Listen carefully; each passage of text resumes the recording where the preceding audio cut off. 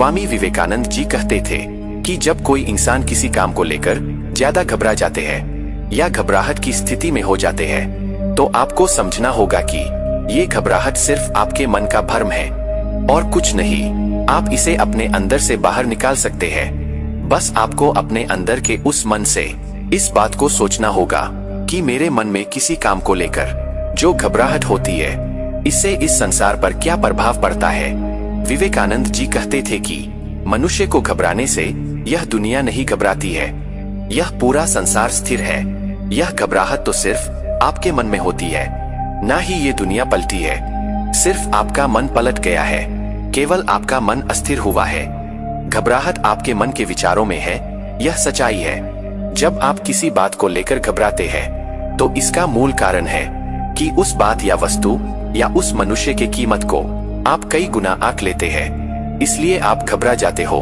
लेकिन आप इस घबराहट जैसी डर से बिल्कुल बाहर निकल सकते हैं। ये मेरी वादा है।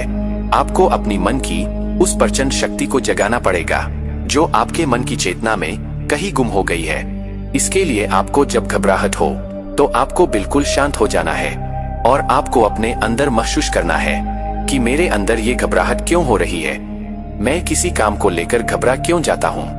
हे मेरे मन में छुपी हुई चेतना, मुझे कोई रास्ता दिखा। जब आप ऐसे मन ही मन कहेंगे तो देखेंगे कि आपके अंदर से आवाज आएंगी। ये आपको महसूस करना है। देखिएगा कि आपका चेतना चिल्ला चिल्ला कर कह रहा है कि तू घबरा क्यों रहा है, मैं तो तुम्हारे अंदर तुम्हारे साथ खड़ा हूँ। तेरे औकात के सामने उसकी क्या औकात कि तुझे वो डरा दे। जब आप अपने मन में ऐसी भावना को लाना शुरू कर देंगे तो धीरे धीरे जो आपके अंदर ये कमजोरी है वो समाप्त हो जाएंगी। विवेकानंद इसलिए कहते थे कि आप जैसा सोचेंगे वैसे ही बन जाएंगे। अगर आप अपने आप को शक्तिशाली समझेंगे तो आप शक्तिशाली बन जाएंगे, लेकिन अगर आप अपने आप को कमजोर समझेंगे तो आप कमजोर ही बन जाएंगे। इसलिए अपने मन में केवल सकारात्मक ही भाव लाए। हमारे मन की प्रवृत्ति यह है कि हमारा विचार ही मन को कमजोर और मजबूत बनाता है। एग्जाम्पल के तौर पर मान लीजिए आपने एक बिल्ली को बाघ समझ लिया है और बार बार अपने मन पर इस बिल्ली की छवि को बाघ के रूप में दिखा रहे हैं, तो मेरा यकीन मानिए आपका मन उस बिल्ली की तुलना बाघ से करने लगेगा और आपके अंदर धीरे धीरे भय पैदा होने लगेगा। ये सब इसलिए हुआ क्योंकि आपने अपने मन को बार बार इसी का छवि दिखा रहे थे और आपके अंदर घबराहट पैदा करने वाली हार्मोन को आपका मन संकेत देने लगा है। आपको अपने मन में सोचना पड़ेगा कि ये घबराहट जैसी कोई चीज नहीं होती है, ये तो मैंने अपने मन में एक छवि बना लिया है। इसमें इतनी शक्ति नहीं है कि मेरे जीवन को बर्बाद कर दे। ये मेरा मन कोई चीज को जितना बुरा दिखाने का प्रयास करता है वो चीज उतनी पूरी नहीं होती है, लेकिन हम लोग अपने मन को उस वस्तु को बुरा होने का संदेश दे देते हैं और हमारा मन उसे बुरा ही समझ लेता है। हमारे जीवन में कुछ समय के लिए दुख आते हैं और कुछ समय बाद अपने आप चले जाते हैं। हमारे जीवन में ज्यादातर चीजें हमें मजबूत बनाने के लिए आती है। अब आप पर निर्भर करता है कि उस दुख की घड़ी में फंसना चाहते हैं कि उससे बाहर निकलने में अपने अंदर के मन की उस चेतना की बात सुनेंगे। लेकिन बहुत लोग होते हैं जो इस दुख की घड़ी को बड़ा समझकर उसी में फंस जाते हैं। लेकिन आपको अपने मन में कहना है कि आज दुख का समय है तो कल सुख का समय जरूर आएगा, पर इस घड़ी में धैर्य से काम लेना होगा। विवेकानंद जी कहते थे कि हमारे प्रकृति का नियम यह है, जो मनुष्य दुख की घड़ी में भी धैर्य के साथ अपने कर्म के प्रति निरंतर प्रयास करता रहता है तो इस ब्रह्मांड की कोई शक्ति उस इंसान को आगे बढ़ने से नहीं रोक सकती है।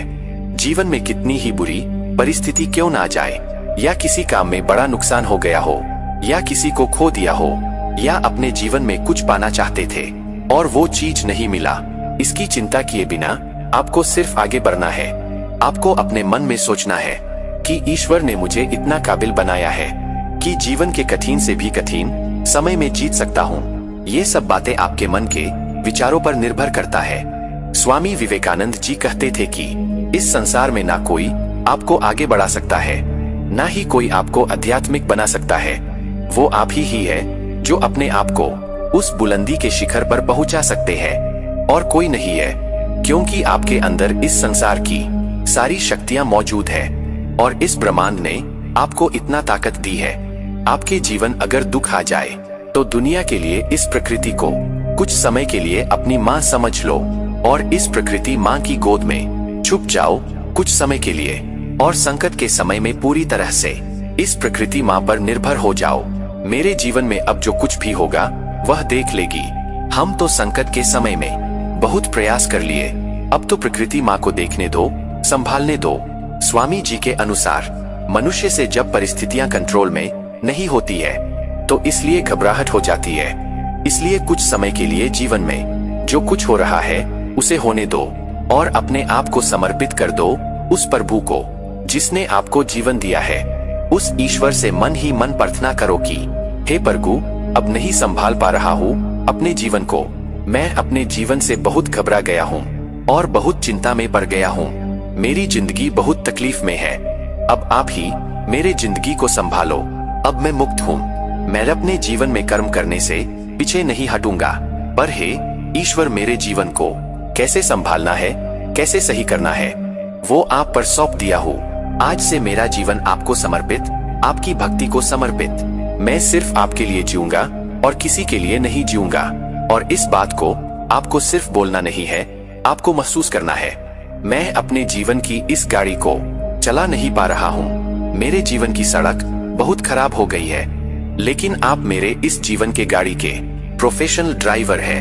अब मैं आपके गाड़ी के पीछे शांति से बैठना चाहता हूँ। जब आप ऐसा करेंगे तो थोड़ी देर में घबराहट मानो कहीं चली गई। दोस्तों, इस दुनिया में जो है वही सच है। आपके सपनों की दुनिया सच नहीं है, वह आपकी सोच है। उससे भागो मत, उससे बचो मत। आपको असली दुनिया में ही जीना है, उसके हिसाब से ही जीना है। अगर आज की डेट में परिस्थितियों ने आपको जरूरतमंद बना दिया है और घबराहट में डाल दिया है या कमजोर बना दिया है, तो आपको अपना ख्याल खुद रखना पड़ेगा और अपनी परवाह करके अपने आप को खुद उठाना होगा। ये आपकी जिम्मेदारी है, क्योंकि इसे बाहर निकलने का रास्ता आप ही के अंदर है। जब आपको घबराहट शुरू होने लगे तो तुरंत एहसास करो कि यह मेरे मन का भाव है, यह फीलिंग है, यह बिल्कुल सच नहीं है। दोस्तों, कभी भी अपने डिप्रेशन के लिए या बेचैनी होने पर अपने आप में गिल्टी फील मत करो। आपने कोई पाप नहीं किया है, यह सबके साथ हो सकता है, चाहे कितना ही मजबूत इंसान क्यों न हो। ऐसी बातें तो आम है, कई बार तो बड़े से बड़े आध्यात्मिक इंसान के साथ भी ऐसा हुआ है। इसलिए इस परिस्थिति में ईश्वर को अपने आप को समर्पित कर दो और कर्म करते रहो और इस भावना को, दुख को और घबराहट को ईश्वर के चरणों में बह जाने दो और यह सोचो कि कुछ समय के लिए मेरे जीवन में तूफान आया था और कुछ देर बाद बह जाएगा। अब चलिए घबराहट को भगाने के लिए और कुछ उपायों को जान लेते हैं। और ये उपाय आपकी सांसों से जुड़ी हुई है। आपके सांसों से जुड़ी यह एक्सरसाइज काफी असरदार है। इससे टेंशन दूर होती है और आपका मन शांत हो जाता है। पहला एक्सरसाइज है, सबसे पहले सीधे खड़े होकर सांस अंदर लें और अपनी बाहों को ऊपर तरफ ले जाएं और उंगलियों को पूरी तरह फैला दें। अब अपने मुंह को नीचे की तरफ झुकाएं और मुंह को पूरा खोलते हुए जीभ को बाहर निकालें। इस समय ऐसा महसूस करें कि जैसे आपका शरीर का सारा भार आपके पैरों पर है। अब इसी पोजीशन में रहते हुए सांस बाहर निकालें। फिर जैसे पहले किए थे वैसे ही 2-3 बार करें। अगर आपको किसी भी मीटिंग में जाना है तो जाने से पहले या जब भी किसी से बात करने में नर्वस फील करें तो इस प्रक्रिया को 2-3 बार दोहराएं। आपकी सारी घबराहट तुरंत दूर हो जाएगी। वीडियो कैसी लगी? अच्छी लगी हो तो कमेंट में जरूर बताएं।